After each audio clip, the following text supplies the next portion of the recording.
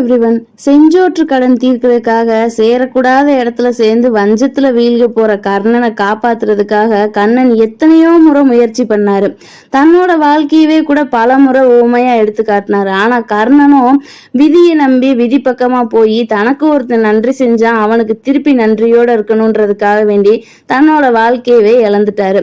அந்த கதையை தான் இந்த வீடியோல தெளிவா பார்க்க போறோம். சரி, உங்கள யாராவது எப்பமாவது ஏன் எனக்கு மட்டும் இப்படி எல்லாம் நடக்குது, ஏன் எல்லா பிரச்சனையும் என்ன தேடி வருது, மத்தவங்களுக்கு கஷ்டம் கொடுக்க கூடாதுன்னு நினைக்கிற எனக்கு மட்டும் ஏன் கடவுள் இவ்வளோ கஷ்டத்தை கொடுக்குறாரு அப்படின்னு பல கேள்விகள் நம்ம எல்லார்கிட்டயுமே இருக்கும். அது எல்லாத்துக்கும் ஒரே பதிலா கடவுள் நம்மளை சோதிக்கிறாரு அப்படின்னு நம்மளே நினைச்சுக்கிருவோம். ஆனா உண்மை அது கிடையாது. நம்ம எல்லார் வாழ்க்கையிலயும் நடக்கிற மாதிரி பல பிரச்சனைகள் கடவுளோட வாழ்க்கையிலேயே நடந்திருக்குது. நம்ம ஈஸியா கடவுளை சொல்லிடுறோம். ஆனா கடவுள் யார்கிட்ட போய் புலம்புவாரு? இதுக்கெல்லாம் பதில் சொல்றதுதான் இந்த வீடியோ. நீங்க எங்க சேனலை ஃபர்ஸ்ட் டைமா பாக்குறீங்க அப்படின்னா மறக்காம சப்ஸ்கிரைப் பண்ணிட்டு பக்கத்துல இருக்க பெல் பட்டனை பிரஸ் பண்ணிக்கோங்க. சரி, வாங்க வீடியோக்குள்ள போலாம். மகாபாரதத்துல வர்ற குருஷேத்திர போர் பத்தி எல்லாருக்குமே ரொம்ப நல்லாவே தெரியும். அதுல வர்ற கர்ணனோட நிலைமையை பத்தியும் எல்லாருக்குமே தெரியும். அவரோட கொடை குணத்தை பத்தியும் சொல்லணும் தேவையே கிடையாது. அந்த அளவுக்கு சின்ன குழந்தைக்கு கூட கர்ணனை பத்தி தெரியும். அவ்வளவு ஒரு சிறப்போட இருக்க கர்ணன் சேரக்கூடாத இடமான துரியோதனன்ட்ட சேர்ற விஷயம்தான் கதையிலேயே பெரிய ட்விஸ்டா இருக்குது. ஆனா எல்லாரோட அன்புக்காகவும் ஏங்குற ஒருத்தர், யாரோ ஒருத்தர் அன்பு செலுத்தும் போது அவங்க நல்லவங்களா கெட்டவங்களாம் அவங்க மனசு பார்க்காது. நம்மளுக்கு தேவைப்படுற நேரம் அந்த அன்பும் ஆறுதலும் கிடைக்குதான்றதை மட்டும்தான் பார்க்கும். அப்படிதான் கர்ணன் போய் துரியோதனன் கிட்ட சேர்ந்து துரியோதனனுக்கு நன்றி விசுவாசமா இருக்கிறாரு.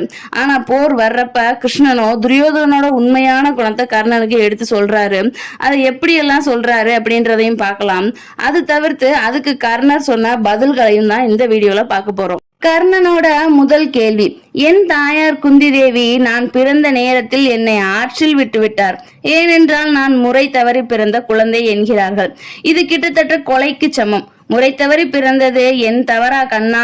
இரண்டாவது கேள்வி: நான் சத்திரியன் அல்ல என்று கூறி துரோணாச்சாரியார் எனக்கு கல்வி கற்றுத் தரவில்லை. இது என் தவறா மகாதேவா?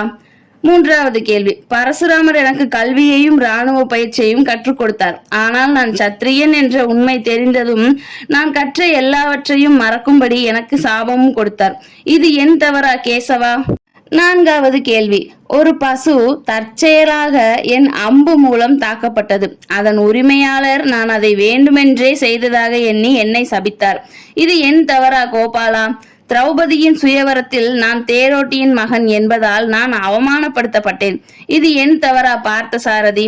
இவ்வாறாக 5 கேள்விகளை கேட்டு மேலும் 6வதாக என்னை பெற்ற தாயான குந்தி கூட இறுதியாக அவருடைய மற்ற 5 மகன்களையும் காப்பாற்ற மட்டுமே என்னை தேடி வந்தார். இப்படி சுற்றியிருப்பவர்கள் அனைவரும் வஞ்சிக்கப்பட்ட போது என் ஆருயிர் நண்பன் துரியோதனின் அளவற்ற அன்பு மூலமாகவே எனக்கு எல்லாம் கிடைத்தது. ஆகையால் அவன் பக்கம் நான் நிற்பது எப்படி தவறாகும் என வேதனையுடன் கேட்டார் கர்ணர். இதை கேட்ட கண்ணன் அவருடைய வாழ்க்கையை உதாரணமாக சில கசப்பான உண்மைகள் நிறைந்த பதில்களை கொடுத்தார். கர்ணா, உன்னிடத்தில் இருந்து பார்த்தால் உலகிலேயே நீதான் மிகவும் வஞ்சிக்கப்பட்டவன். ஆனால் என் நிலையை பற்றி நீ என்றாவது யோசித்து பார்த்ததுண்டா கர்ணா? கர்ணா, நீயாவது பரவாயில்லை. ஆனால் நான் ஒரு சிறையில் தான் பிறந்தேன். என் பிறப்புக்கு முன்பே என்னுடைய மரணம் எனக்காக காத்து கொண்டிருந்தது. நான் பிறந்த இரவே என் பெற்றோரிடமிருந்து பிரிக்கப்பட்டேன். என்னை போன்ற என் வயதில் இருந்த சிறுவர்கள் சிறு வயதிலிருந்தே வாள், ரதங்கள், குதிரைகள், வில், அம்புகள் ஆகியவற்றின் இரைச்சலை நீங்கள் கேட்டு அதில் பயிற்சியும் பெற்றீர்கள். ஆனால் நானோ மாட்டுக்கொட்டையில் சாணம், வைக்கோல் இவர்களுக்கிடையே வளர்ந்தேன். நடக்க ஆரம்பிக்கும் முன்னே என்னை கொல்ல பல முயற்சிகள் நடந்தது. நல்ல கல்வி இல்லை, சிறப்பான இராணுவ பயிற்சியும் இல்லை. ஆனால் எல்லோரும் நான் தான் நடக்கும் எல்லா பிரச்சனைகளுக்கும் காரணம் என்றார்கள். நீங்கள் ஆசிரியர்களால் மதிக்கப்படுகிற போது நான் எந்த கல்வியையும் பெறவில்லை. நான் என்னுடைய 16 வயதில்தான் ரிஷி சாண்டிபாணியின் குருகுலத்தில் சேர்ந்தேன். நீங்கள் அனைவரும் விரும்பிய ஒரு பெண்ணை திருமணம் செய்து ரொம்ப மகிழ்ச்சியாக வாழ்ந்தீர்கள். ஆனால் நானோ நான் நேசித்த பெண்ணை திருமணம் செய்யாமல் என்னை நேசித்த பெண்களை அரக்கனிடமிருந்து காப்பாற்றுவதற்காக அவர்களை திருமணம் செய்து கொண்டேன். இப்பொழுது கூட துரியோதனன் போரில் வெற்றி பெற்றால் அவனுடன் நண்பனாக இருக்கும் உனக்கு நிறைய பொன், பொருள், நாடு, சேனை, கௌரவம் இவை அனைத்தும் கிடைக்கும். ஆனால் பஞ்ச பாண்டவர்களுடன் சேர்ந்து யுத்தம் செய்வதால் எனக்கு என்ன கிடைக்கும்? என்று நீ என்றாவது யோசித்ததுண்டா கர்ணா? கண்ணன் தான் இந்த போருக்கு காரணம் என்ற குற்றச்சாட்டு மட்டுமே மிஞ்சும். கர்ணா, வாழ்க்கையில் ஒன்றை மட்டும் நினைவில் கொள். ஒவ்வொருவருக்கும் வாழ்க்கையில் பல சவால்கள் உள்ளன. வாழ்க்கை எப்போதும் இலகுவாகவும் எளிதாகவும் இருப்பதில்லை. ஆனால் உன்னுடைய மனசாட்சிக்கு உண்மையாக இருக்க வேண்டாமா?